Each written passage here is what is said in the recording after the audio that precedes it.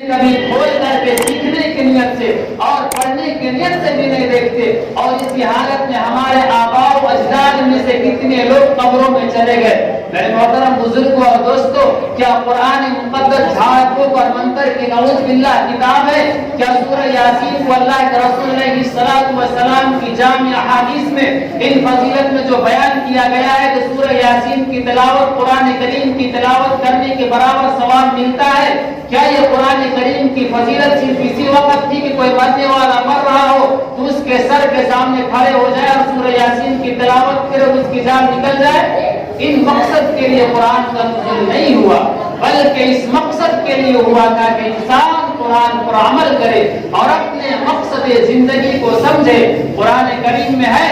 8ویں پارے سورہ اعراف کے اندر وَلَا تُفَتَّحُ لَهُمْ أَبْوَابُ السَّمَاءِ حَتَّى يَدْخُلَ الْجَنَّةَ۔ اللہ تبارک و تعالیٰ فرماتے ہیں کہ انسان جب قرآن کریم کے پیغام کو،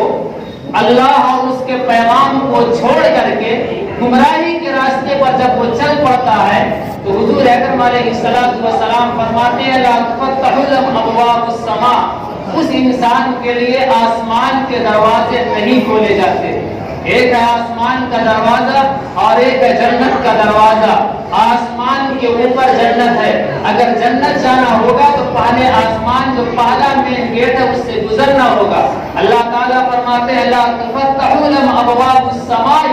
کہ بہت سارے انسان ایسے ہیں جن کے لیے آسمانوں کے دروازے نہیں کھولے جاتے۔ جب آسمان کا ہی دروازہ نہیں کھلتا تو جنت کے دروازے ان کے لیے کیسے کھولے جائیں گے؟ حضور اکرم صلی اللہ علیہ وسلم فرماتے ہیں کہ ایک انسان ہے جس نے لا الہ الا اللہ محمد رسول اللہ پڑھا،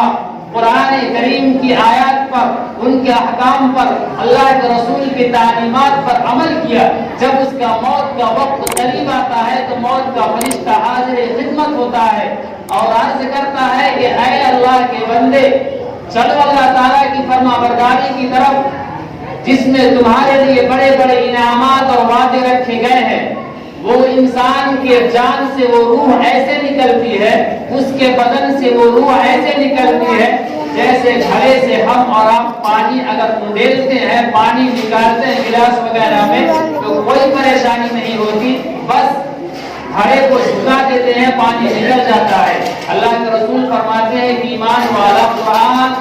کو ماننے والا، اللہ کے رسول کی تعلیمات پر عمل کرنے والا انسان کی روح اسی آسانی سے نکل جاتی ہے۔ لیکن ایک وہ انسان جو اللہ کے حکموں کو توڑتا ہے، اللہ تبارک و تعالیٰ کے احکامات کو نہیں مانتا، اللہ کے رسول فرماتے ہیں کہ اس کے سامنے موت کا فرشتہ آتا ہے اور کہتا ہے خبیث روح،